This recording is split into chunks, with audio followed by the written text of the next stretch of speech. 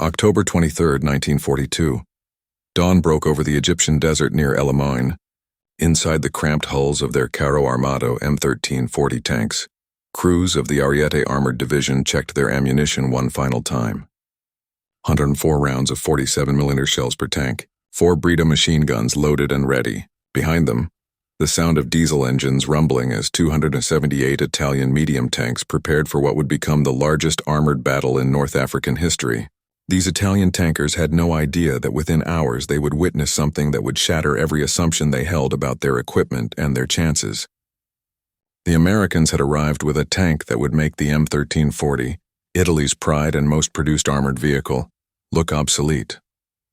What followed was not just a military defeat, but a revelation that would transform thousands of Italian soldiers from believers in fascist propaganda into witnesses of American industrial might.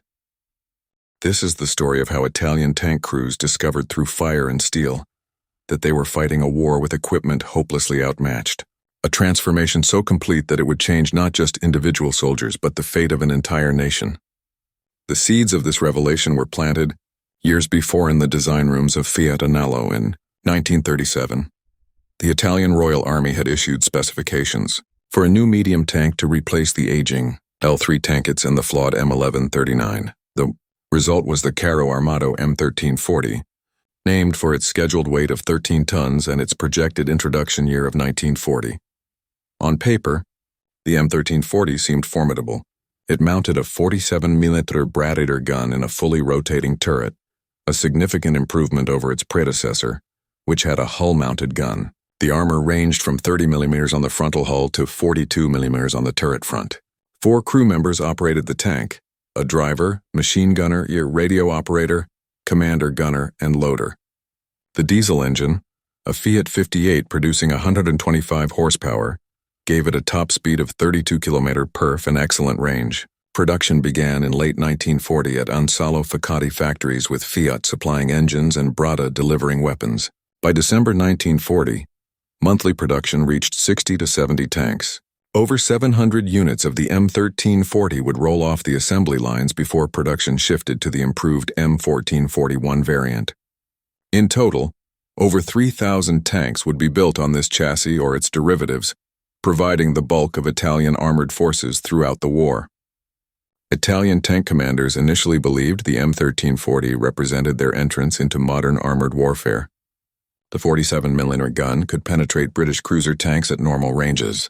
The armor protected against British 2-pounder guns. They felt ready to fight, but these tankers were about to learn a harsh lesson. Modern war was not static. It was a race, and Italy had already fallen behind before the first shot was fired. The first M1340 tanks arrived in North Africa in late 1940, equipping the Babini Brigade.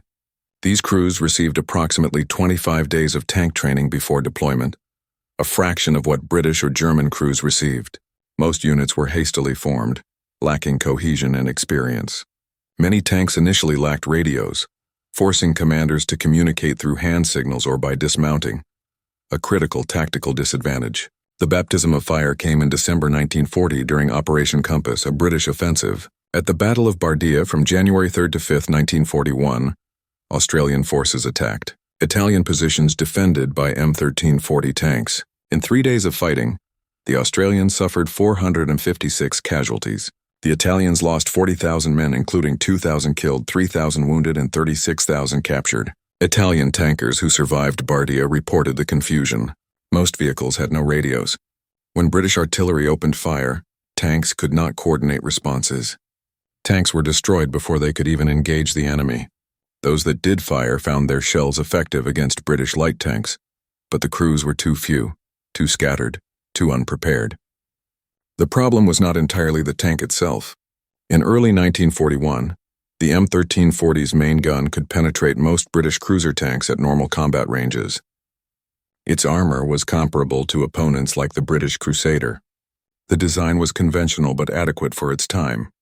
The true weakness lay in training, doctrine, and support. Italian tank crews lacked proper instruction in combined arms tactics. Recovery vehicles were virtually non-existent, meaning disabled tanks were often abandoned. Maintenance in the harsh desert environment overwhelmed undertrained mechanics. Supply lines stretched thin across hundreds of miles of African coastline. By April 1941, when the German Africa Chorus arrived in force, the Italians fielded approximately 240 M13 and M14 tanks in first-line service. These crews had learned hard lessons from the early defeats. Training improved. New tank training centers opened in Italy. Crews became more proficient. Radios became standard equipment. Italian tankers learned to work with German units. They could fight, and fight they did. At the First Battle of Birgubi on November 19, 1941, Italian M1340 tanks from the Ariete Division engaged British armor in a day-long battle. The engagement demonstrated that improved Italian crews could hold their own against British Crusader tanks armed with 2-pounder 40mm guns. Both tanks were vulnerable to each other's weapons. Both had weaknesses and strengths.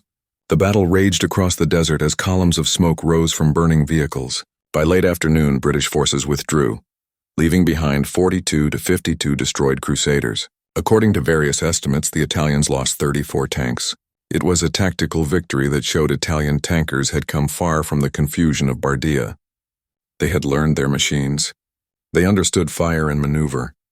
Given proper training and support, they could match their opponents. During the Gazala battles in May and June 1942, Italian armor continued to prove effective in certain circumstances. On June 12, 1942, M1340 tanks from the Trieste Motorized Division engaged British Grant tanks in the fighting south of Knightsbridge. Multiple Allied tanks were destroyed in the engagement. Italian crews used speed and positioning to their advantage. They closed distance and fired at tracks and sides. It was desperate work, but it proved Italian tankers could fight. Yet even as Italian crews became more skilled, the technological gap widened. In early 1942, the British began deploying the American-built M3 Grant medium tank in significant numbers. The Grant mounted a 75mm gun in a hull sponson and a 37mm gun in the turret. Though the hull gun could only traverse 15 degrees, it outranged the Italian 47mm weapon and could penetrate Italian armor at distances where Italian shells were ineffective. The M1340's weaknesses became more apparent with each passing month.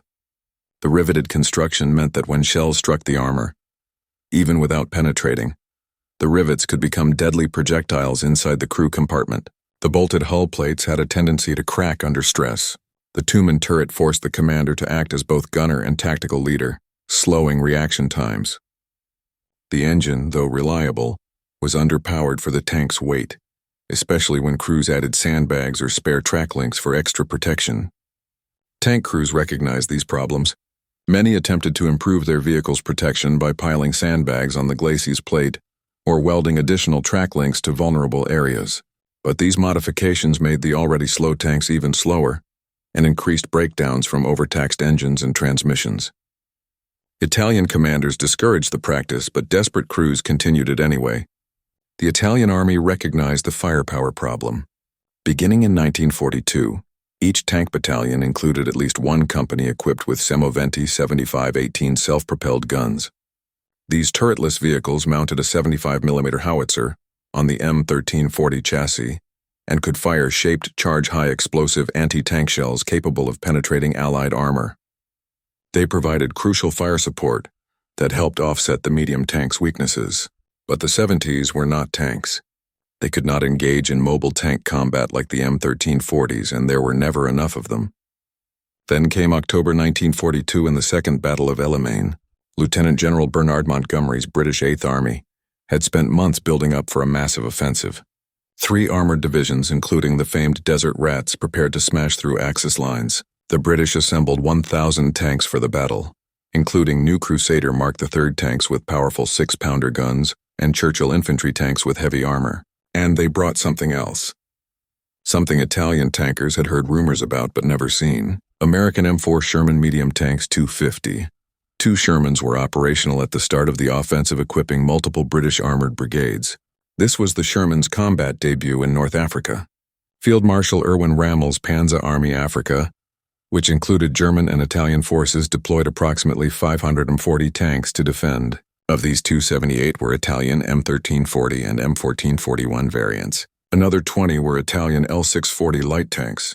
The Italian armor formed more than half of the Axis tank force. Italian tank crews took position in the southern sector of the 40-mile main line. Around them, other Italian tanks dug in behind the extensive minefields RML had laid. 450,000 mines twisted with barbed wire and covered by anti-tank guns formed the Devil's Gardens that were supposed to slow the British advance. On the night of October 23rd, the Allied artillery opened fire. 900 guns hurled shells across the desert in a bombardment that shook the earth. The barrage lasted for hours, a tempest of high explosive and shrapnel designed to destroy, demoralize, and confuse. When the guns fell silent just before dawn, the infantry assault began. British and Commonwealth troops advanced through the minefields, engineers clearing paths for the armor to follow. On the second day, the tanks came. Italian crews saw them through their commander periscopes as the sun climbed above the horizon, shapes in the distance, moving through the dust and smoke, too many to count. Commanders called out ranges and targets as they had practiced countless times. The main guns swiveled, tracking the approaching armor. Then they got their first clear look at a Sherman. It was larger than expected, taller. The hull seemed to slope at angles that would deflect shells. Even at over a kilometer away, crews could see the long barrel of the 75mm gun, much larger than their own weapon. The Sherman moved with what seemed like casual confidence, not the desperate rushing of tanks under fire, but the measured advance of a predator that knew its prey was outmatched. The M4 Sherman medium tank represented everything the M1340 was not. Where the Italian tank weighed 14 tons, the Sherman weighed 31 tons. The Italian tank had 30 to 42 mm of armor. The Sherman had 51 to 64 mm of frontal hull armor, heavily sloped for better deflection, and 76 mm on the turret front. The Italian main gun could penetrate 88 mm of armor at 100 m using Spanish Civil War era test data, though this dropped significantly against sloped armor. Against the Sherman's sloped frontal armor, Italian shells had little chance of penetration except at point-blank range. The crews could only hope to penetrate a Sherman from the sides or rear, or by hitting the tracks in suspension. The Sherman's 75mm M3 gun, in contrast, could penetrate 88mm of vertical armor at 100 m and 73mm at 1,000 mm against the M1340's thin, unsloped, riveted armor. These shells were devastating. The Sherman could destroy an Italian medium tank from the front at any combat range. Worse still, the Sherman was faster, more reliable, and easier to maintain. Its Continental radial engine produced 400 horsepower, more than 3 times the Italian tank's output, giving it superior acceleration and cross-country performance. The 5-man crew was properly distributed with a dedicated commander freed from gunnery duties. Communication systems were excellent. The suspension handled rough terrain better. Ammunition storage was better protected in every measurable category, except perhaps fuel consumption. The Sherman was superior. The first engagements with Sherman tanks lasted only minutes for most Italian crews. Tanks in hull-owned positions, hoping to ambush Allied armor as it advanced, discovered the Shermans would not oblige. The American and British crews halted at 1,500 m, well outside effective range for the Italian guns, and began firing. They had excellent optics and training. They took their time picking targets methodically. Sherman rounds penetrated Italian turret fronts and hulls. Tanks exploded as ammunition detonated. Others caught fire. When shells struck without fully penetrating, the riveted construction proved deadly. Rivets sheared off and became shrapnel inside crew compartments, killing and wounding men even when armor held. Italian crews ordered their drivers to reverse to get behind better cover, but the Shermans used their superior range, armor, and mobility to dictate the terms of engagement. This pattern repeated across the battlefield. Italian crews fought with desperate courage, trying to close range where their guns might be effective. But the Shermans stayed at distance, used hull-down positions, coordinated with infantry and artillery. When Italian tanks did manage to close range, often through clever use of terrain or nighttime maneuvers, they discovered another problem. Even successful hits on Sherman frontal armor often failed to penetrate. The sloped armor and face-hardened plates deflected shells that would have destroyed an M1340. Italian tankers were reduced to aiming for tracks, trying to immobilize their opponents, hoping that infantry anti-tank guns or German tanks could finish what they started. Every engagement became about survival, not combat. Crews learned to run, to hide, to pray that they would not face the Shermans directly. The Second Battle of El Alamein raged for 13 days from October 23rd to November 11th. Montgomery's forces broke through the Axis lines in the north, forcing a general retreat. The Ariete and Littorio armored divisions fought desperate rearguard actions, sacrificing themselves to cover the withdrawal of German forces. Tank after tank was left burning in the desert as Italian armor died to buy time. By November 11th, when the battle ended, the Axis forces had been decisively defeated. The Eighth Army lost approximately 500 tanks during the battle, but most were repairable. The Axis lost virtually their entire armored force. Of the 278 Italian medium tanks that began the battle, fewer than 30 escaped the battlefield. Many were simply abandoned when they broke down during the retreat, left as scrap metal in the desert. The retreat from Egypt marked the beginning of the end for Italian armor in North Africa. As the front lines moved westward, Italian tankers faced not only Shermans but also more British Grants, improved Crusaders with 6-pounder guns, and growing numbers of American forces equipped with the latest armor. By early 1943, the situation had become desperate. The Centauro division fighting in Tunisia was virtually destroyed. The remaining M13 and M14 tanks were completely surpassed technologically. Their main guns were useless against Allied medium tanks except at point-blank range. While those same Allied tanks could destroy Italian armor from a distance, Italian crews resorted to desperate tactics. They targeted tank tracks and suspensions rather than attempting to penetrate armor. They relied heavily on supporting semovente self-propelled guns and towed artillery. They attacked at night when possible, trying to close range under cover of darkness. They used terrain masterfully, ambushing from unexpected positions. But tactics could only compensate so much for material inferiority. The end came in May 1943. General Jürgen von Im surrendered the remaining Axis forces in Tunisia. Approximately 250,000 German and Italian soldiers became prisoners. Among them were the survivors of Italy's armored units, tankers who had fought from the earliest days in Libya through the catastrophic defeats in Egypt and Tunisia.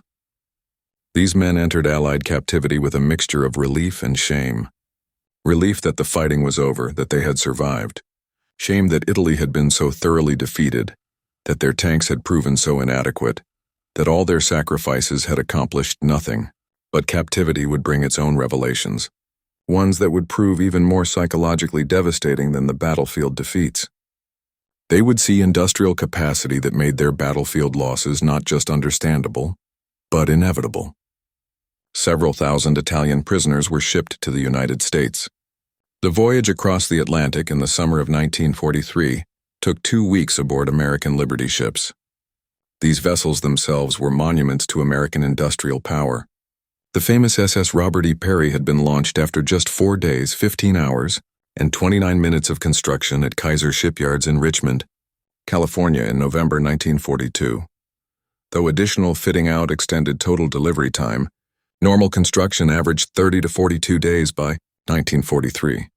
These ships produced at a rate approaching 3 per day at peak across multiple shipyards were returning from delivering supplies to the European theater.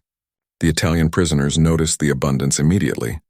American sailors ate meals that included fresh meat, vegetables, white bread, and milk. The waste shocked the Italians. Sailors threw away half-eaten food, leftover bread, excess portions. Things that would have been treasured in Italy were discarded without thought because the supply seemed endless. The American crew ate better than Italian officers. They complained about the food quality while eating steaks and fresh fruit. They threw away in one day what Italian families would consider a month's ration. When the ships approached the American coast and docked at Norfolk, Virginia, in August 1943, the prisoners received their first view of American industrial infrastructure. The naval base sprawled across thousands of acres. Dozens of ships loaded and unloaded simultaneously. Electric cranes lifted cargo that would have required gangs of laborers in Italy. The port operated 24 hours, ablaze with electric lights even at night. Former factory workers from Italian industrial cities counted dozens of cargo ships in various stages of loading. They noted in letters home that each crane moved more material in an hour than Italian dock workers could handle in a day. Everything ran on electricity. Everything was mechanized. Everything was efficient on a scale that seemed impossible. The prisoners were loaded onto trains for transport inland, not boxcars but passenger coaches with padded seats. The journey from Norfolk to prison camps in the American interior would take several days, passing through Virginia, the Carolinas, Tennessee, and into Texas and Oklahoma. Along the way, Italian prisoners pressed their faces against windows, witnessing an America that contradicted everything fascist propaganda had told them. Every small town blazed with electric lights. Shops had illuminated windows displaying goods. Houses had lights in multiple rooms. Factories ran night shifts, their parking lots full of workers' automobiles. Automobiles. Hundreds of them. Thousands of them. In Italy, private car ownership was a privilege of the wealthy. Here, ordinary workers drove to their jobs. Italian officers who had traveled through Germany noted in letters that passed Allied censors that they had traveled through dozens of American towns and cities. Everyone had more electric lighting than Rome. They passed factories larger than anything in Milan or Turin. At midnight, they saw parking lots full of cars belonging to workers on the Pormus. Night shift workers owned cars. In America, workers owned cars. The trains passed near industrial facilities that demonstrated American manufacturing capacity. Near Louisville, the prisoners glimpsed the Rubbertown synthetic rubber complex. Multiple massive factories, each employing thousands, formed part of a national program that produced over 800,000 tons of synthetic rubber annually by 1945. Louisville's facilities alone contributed nearly 200,000 tons at peak production. Italy and Germany combined could not match the total American output. Near Detroit, the trains slowed as they passed Ford's Willow Run bomber plant. This single factory, built in just 9 months, produced a B-24 Liberator bomber every 63 minutes at peak production in 1944. At its height, 42,000 workers assembled bombers from over 1.5 million parts, manufactured by 1,500 subcontractors. The plant was visible for miles, a structure so large it seemed impossible. Italian prisoners who had served in the Raia Aeronautica recognized what they were seeing. That one factory produced more aircraft in a month than all of Italy produced in a year. They had flown missions over British positions and wondered where all the planes came from. Now they knew, and the British planes were nothing compared to American production. The prison camps themselves provided the next level of revelation. Camp Hereford in Texas, one of several facilities housing Italian prisoners, held approximately 5,000 men in wooden barracks with electric lights, flush toilets, hot showers, and steam heat. The camp hospital had X-ray machines, surgical equipment, and pharmaceutical supplies superior to most civilian hospitals in Italy. The daily food ration included fresh milk, eggs, meat, vegetables, and white bread in quantities Italian civilians had not seen since before the war. Prisoners assigned to kitchen duty discovered walk-in refrigerators, electric mixers, and gas ranges that could prepare meals for thousands. The 10% surplus food prepared to ensure everyone received full rations was discarded daily. Fresh bread, perfectly good vegetables, excess meat, all thrown away because American regulations required abundance. Former Italian chefs assigned to camp kitchens wrote in anguish to their families. They threw away more food each day than their entire villages had seen in months.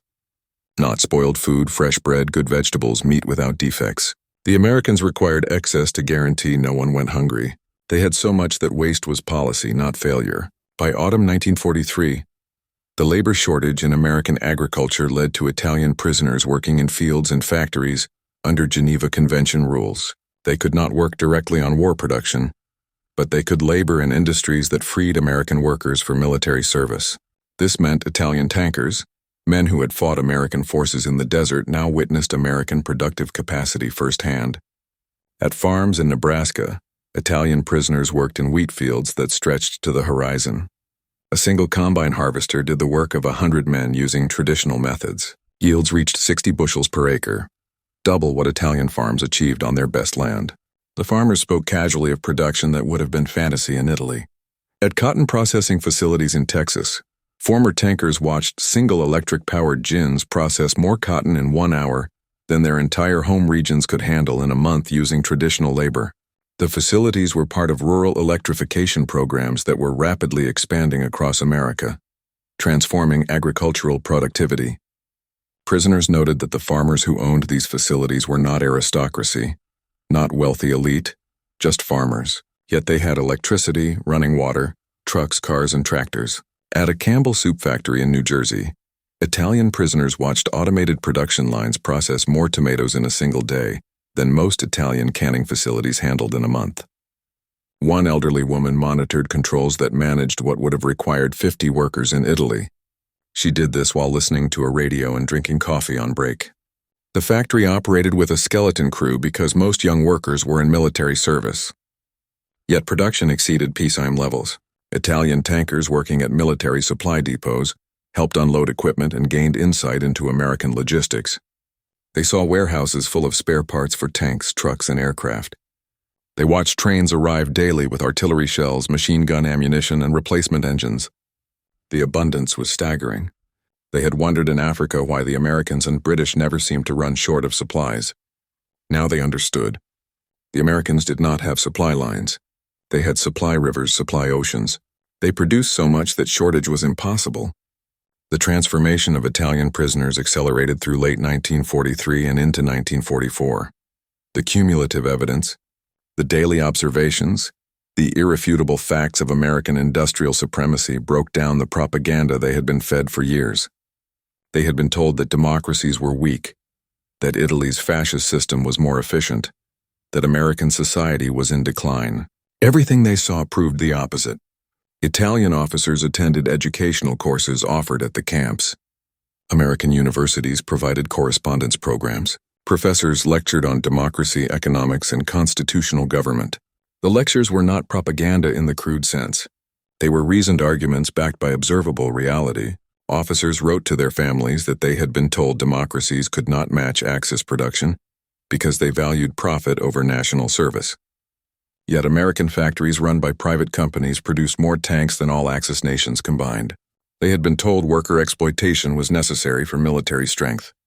Yet American workers paid good wages and allowed to organize unions, built better weapons faster than Italian workers under strict control. Every assumption they had been taught had been proven false by what they saw with their own eyes. The Battle of Normandy in June 1944 brought news that 6,000 Allied ships, 11,000 aircraft, and 150,000 men in the first wave had landed in France. Italian prisoners at camps across America watched newsreels of the invasion within days. They saw the endless streams of ships, the artificial harbors, the supply system that delivered 15,000 tons of material daily across open beaches. Officers watching the newsreels turned to their fellow prisoners and admitted what had become obvious. Italy had challenged this industrial power with Fiat trucks and M13 tanks that broke down in the desert. They had been mad. They had been criminally, stupidly mad to think they could win. Throughout their captivity, Italian prisoners experienced something unexpected: American humanity. Despite propaganda depicting Americans as ruthless and vengeful, prisoners discovered a people who separated the Italian soldiers from the fascist regime. American guards explained that they were fighting Mussolini and Hitler, not the Italian or German people. When prisoners received Red Cross messages about family deaths in Allied bombing raids, American camp commanders personally delivered the news and offered condolences. When prisoners' families fell ill in Italy, American church groups helped send medicine through neutral channels. These small acts of kindness, repeated thousands of times across dozens of camps, challenged the prisoners' understanding of their enemies. The medical treatment particularly affected Italian tankers who had been wounded before capture. Tank injuries were often severe: burns and shrapnel wounds and crushing trauma. American military hospitals provided care that exceeded what German or Italian facilities offered. Penicillin, the miracle drug, was used freely even on prisoners. Italian medical officers who worked in camp hospitals later testified that they used advanced medicine without hesitation on enemy prisoners. Soldiers who would have died from infected wounds in Italian hospitals recovered because Americans gave them penicillin. After Italy's armistice with the Allies on September 8, 1943, approximately 90% of Italian prisoners, around 45,000 men, agreed to cooperate with the Allied war effort. These men were organized into Italian service units given better quarters, American uniforms with issue insignia, increased freedoms, and opportunities to interact with Italian-American communities. They worked in ports, supply depots, and support roles, freeing American soldiers for combat. The remaining 10% who maintained fascist allegiance were separated into facilities like Camp Hereford, where they received standard P treatment under Geneva Convention rules. As the war in Europe ended in May 1945, Italian prisoners faced repatriation with mixed emotions. Many had been in America for 2 years. They had eaten better as prisoners than as soldiers. They had been treated with dignity by enemies who had defeated them. They had witnessed a society that worked, that produced abundance, that proved democracy could function. The last months of captivity were spent preparing for return. American authorities provided vocational training, agricultural education, and political instruction about democratic governance. Prisoners learned about economic systems, constitutional rights, and civic participation. They were being prepared not to return as defeated soldiers, but as potential citizens of a new democratic Italy. Between 1945 and 1947, tens of thousands of Italian prisoners returned to Italy. The country they found was destroyed, cities bombed, infrastructure ruined, economy collapsed. The fascist government that had sent them to war was gone, replaced by fragile democratic institutions. But these returning prisoners brought something valuable: knowledge of how a democratic industrial society functioned. They had seen efficiency without tyranny. They had witnessed prosperity without conquest. They had learned that strength came from freedom, not control. The Italian economic miracle of the 1950s and 1960s was built partly on knowledge gained in American prison camps and on American Marshall Plan aid. Former prisoners brought American methods to Italian industry. They implemented agricultural techniques learned on American farms. They supported democratic institutions because they had seen democracy work. Historians who have studied the Italian prisoner of war experience in America note several remarkable statistics. Of the tens of thousands of Italian prisoners held in the United States, fewer than 1% attempted escape. Post-war surveys showed that 95% rated their treatment as good or excellent. Thousands maintained correspondence with American families for decades after the war. Many immigrated to America in the 1950s and 1960s. The technical specifications tell part of the story. The M1340 weighed 14 tons with 30 to 42 millimeter of armor and a 47 millimeter gun. The Sherman weighed 31 tons with 51 to 64 millimeter of frontal hull armor, heavily sloped, and 76 millimeter on the turret front. The Sherman's engine produced 400 horsepower, compared to the M13's 125. Both guns could penetrate approximately 73 to 88 millimeters of vertical armor at 1,000 diameters, but the Sherman's sloped armor made it effectively much thicker. But the deeper story is about systems, not just machines. Italy produced approximately 3,000 tanks on the M13-40 chassis and its variants during the entire war. America produced over 49,000 Sherman tanks between 1942 and 1946. American industry built tanks faster than they could be destroyed. Italian industry could not replace losses. The M1340 required skilled craftsmen to build. Production rates rarely exceeded 70 tanks per month. The Sherman was designed for mass production from the start. At peak production, American factories delivered over 2,000 Shermans per month. One factory alone produced more tanks than Italy's entire annual output. This production capacity was replicated across every category of military equipment: aircraft, trucks, artillery, ammunition, all produced in quantities that Italy could not match. The Italian tankers who fought Shermans at El Alamein were not defeated by better soldiers or superior tactics, though both played roles. They were defeated by an economic system that could sustain total war on a global scale. Historians who studied Italian armor in World War II have concluded that the M1340 was not a terrible tank by 1940 standards. It was adequate for its time. The problem was that by 1942 it was obsolete, and Italy lacked the industrial capacity to design, produce, and field a successor in meaningful numbers. Italian tankers fought courageously with increasingly obsolete equipment against enemies with superior material. Their defeat was inevitable not because of cowardice or incompetence, but because of mathematics. The story of Italian tankers facing Sherman tanks is ultimately a story about industrial capacity, determining military outcomes. No amount of courage or tactical skill could overcome a 3.1 disadvantage in numbers, combined with a technological gap that made each individual Sherman superior to each individual M13-40 in nearly every measurable way. But it is also a story about transformation. The Italian prisoners who witnessed American industrial might did not just learn that they had been outmatched. They learned why. They saw an economic and political system that produced abundance through freedom, rather than scarcity through control. They returned to Italy as advocates for democracy, helping build a nation that would become one of America's closest allies. Second Lieutenant Luigi Arbib Pascucci of the Ariete Division exemplified the courage of Italian tankers, even in the face of impossible odds. On November 4th to 5th, 1942, at the Second Battle of El Alamein, Pascucci commanded 11 M1340 tanks in a final counterattack against the British 8th Armored Brigade. His action allowed the Ariete Division to retreat. Though Pascucci himself was killed in the fighting, he was posthumously awarded Italy's highest military honor, the Medaglia d'Oro al Valor Militare. Today, the Italian Army's 13th Tank Battalion bears his name, M.O. Pascucci, honoring his sacrifice. General Francesco Antonio Arena commanded the Ariete Division during its final battle at El Magne on November 4, 1942. As his division was surrounded and destroyed, Arena sent a famous last message that captured both the desperate situation and the determination of Italian armor. Enemy tanks broke through south of Ariete Division. Thus, Ariete surrounded located 5 km northwest of Bir Abdi. Ariete tanks are fighting. The division earned its gold medal of military valor for conduct in multiple engagements at Tobruk, Berlg, Gubi, Gazala, Alam al-Hala, and El Alamein. British and New Zealand accounts acknowledge the effectiveness of Italian armored units when properly equipped and led.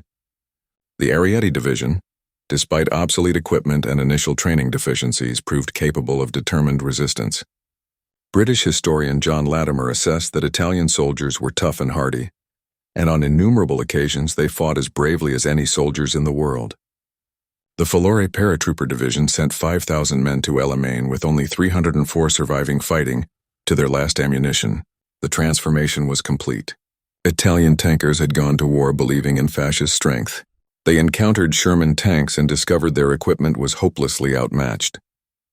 They became prisoners and witnessed the industrial system that made their defeat inevitable.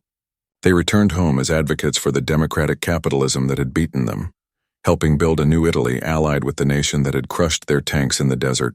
In the end, America's victory over Italian armor was not just military. It was ideological, economic, and complete.